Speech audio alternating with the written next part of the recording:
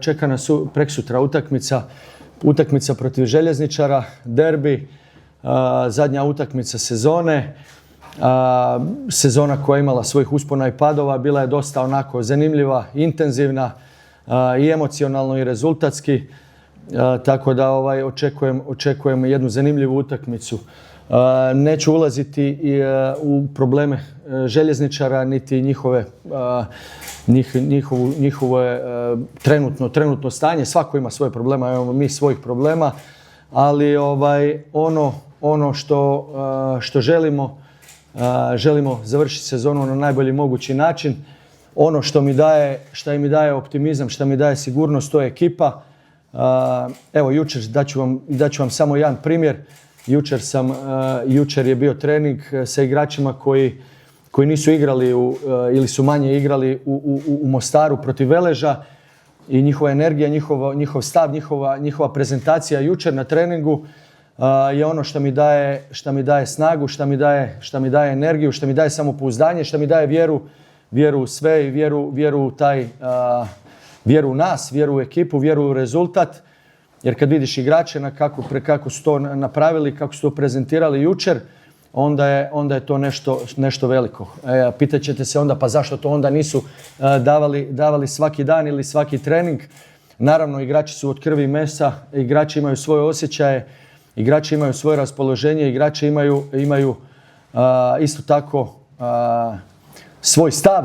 Tako da u određenim situacijama naravno i taj odnos kakav je bio i kakvi smo tretirani kroz cijelu sezonu sa svih strana, ne mogu ni oni biti na maksimumu uvijek. Zato im skidam kapu, ja sam njihov štit, uvijek ću biti tu za njih, uvijek ću biti ispred njih i nema problema, trpit ću sve udarce, apsolutno nemam nikakvih problema s tim, ali kad vidim njih, kako se ponašaju, kako se odnose prema poslu i koliko daju, nekad više, nekad manje, ali neke stvari kad odrade na terenu i naravno da nisam najzadovoljniji, naravno da nisam apsolutno zadovoljan sa prezentacijama niti Cimirota, niti Ljajića, niti ovoga, niti onoga, međutim postoje određene okolnosti zašto ti igrači možda u određenim trenucima nisu dali svoj maksimum ili nije bio ambijent ili nije bila situacija da mogu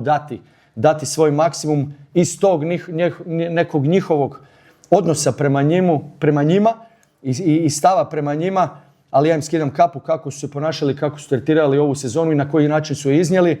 I sutra sam siguran, odnosno preksutra sam siguran da će biti svi na maksimumu i da ćemo mi ovu utakmicu odraditi onako kako spada i da ćemo dati sve za pobjedu, jer znamo šta znači ta pobjeda na kraju i znamo šta znači dobra prezentacija, siguran sam u njih.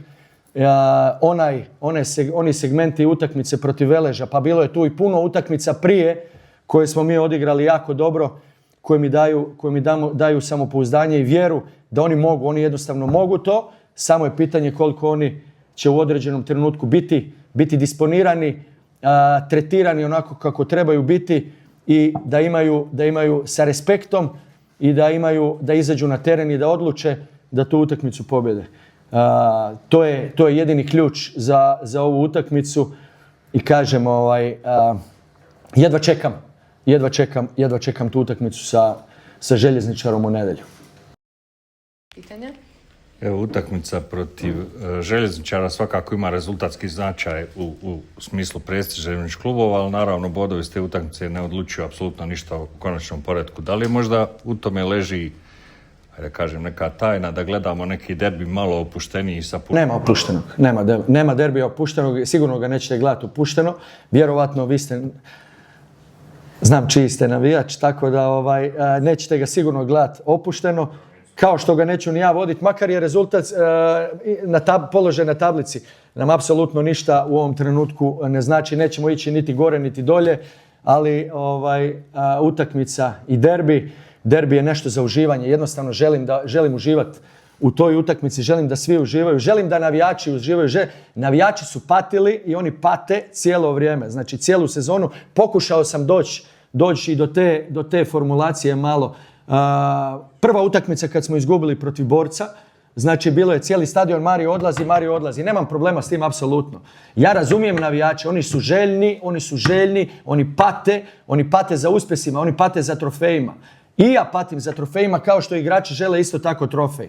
Ali se treba svi da zajedno dođemo, da se spojimo, da dođemo do te formule kako do tog trofeja doći. Nisu bitni samo igrači na terenu, nije bitan samo trener, bitna je cjelokupna situacija. I klub, i odnos, i cjelokupna zajednica, isto tako i naravno da imamo sinergiju sa navijačima. Znam da pate, znam da žele, ali svi zajedno moramo doći do toga da jednostavno svi zajedno dođemo i da se svi stavimo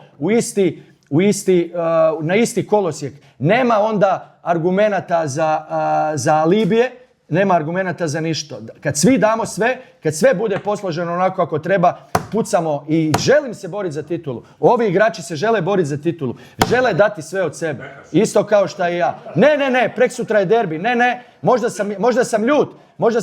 Svi govorite da sam miran, da sam ovakav, da sam onakav. Ne. Ja sam u sebi gorim, u sebi patim, u sebi imam enormnu količinu. Vi ćete reći, ma šta mene briga za Sarajevo, ja nisam odavde, ja sam stranac. Ne, ja želim da Sarajevo bude prvak. Ja želim da se Sarajevo bori za prvaka. Ja patim sa Sarajevom zajedno kao što pate i ovi navijači. Ali želim da se stvari kažu jasno i čisto onako kako stoje. Da nismo samo mi na vjetrometini, da nisam samo ja. Mogu biti, nema problema. Ali isto ne želim tako niti igrače. Želim ih zaštititi, želim zaštititi ekipu. Mi smo tu na terenu glavni sudionici. Jesmo li uspjeli? Nismo. Naravno, nismo uspjeli. Jesmo osvojili trofej? Nismo uspjeli. Ali postoji neke okolnosti zašto ti trofeji nisu osvojeni. Šta se dešavalo u određenim periodima? Moram stati tako pričati. Možda djelujem revoltirano ili nisam uopće revoltiran. Ma napadajte me, nema nikakvog problema. U meni to budi još veći motiv, u meni to budi još veću želju za uspjehom. Šta će biti poslije želje? Nebitno mi je sad, u ovom trenutku. Želim da damo sve od sebe, želim da izađemo na teren, želim da pokažemo da smo mi Sarajevo, želim da igrači osjete, da vjerujem u njih, da sam ispred njih ja prvi, siguran sam da će dati sve od sebe. Jer ono što sam vidio jučer, ono što vidim danas kad pričam sa igračima, kad sa svim igračima razgovaram, kad gledam njihovo stanje, kad gledam njihove osjećaje, ja njih moram razumjeti. Moram ih razumjeti, ali sam siguran da će izaći u ponedjeljak u 8:30, da će na toj utakmici dati sve od sebe, da tu utakmicu izgore, daju sve za pobjede. Isto kao što želim da navijači prestanu patiti, ali isto tako želim da nas ne vrijeđaju u petoj sekundi odmah. Jer mislim da to igrači nisu zaslužili.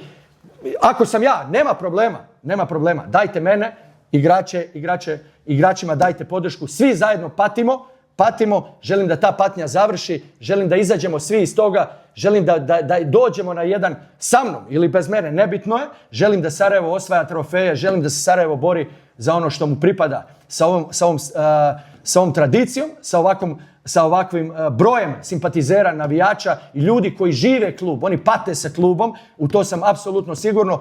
Patimo i mi isto tako. Dozvolite da i mi patimo, bez obzira što sam ja ovdje 7 mjeseci ili 8 mjeseci, patim isto tako kao i svi navijači. Ne u toj količini, naravno, ne mogu osjetiti jer nisam tu godinama, ali vjerujte mi da imam emociju, da imam ljubav, da imam strast prema ovom klubu, prema ovoj ekipi i prema rezultatu koji mi svi želimo i iščekujemo. Zato kažem, siguran sam da Cimi izađe li na teren, da će dati sve od sebe, da isto tako on i od prvog i svaki koji će biti u kadru na tribini, da će svi dati sve za pobjedu Sarajeva u ponedjeljak. Tako da sve drugo su puste priče. Želim da budemo dobri, nasmijani, raspoloženi, opušteni i da uživamo u nogometu, da prezentiraju ono što zapravo mogu, znaju. Samo je pitanje trenutka da li su okolnosti posložene da oni prezentiraju sebe na najbolji mogući način. Pa ništa, znamo svi šta znači ova utakmica za grad, za naše igrače, navijače, za cijeli klub. Mislim, derbi je derbi, posebna utakmica.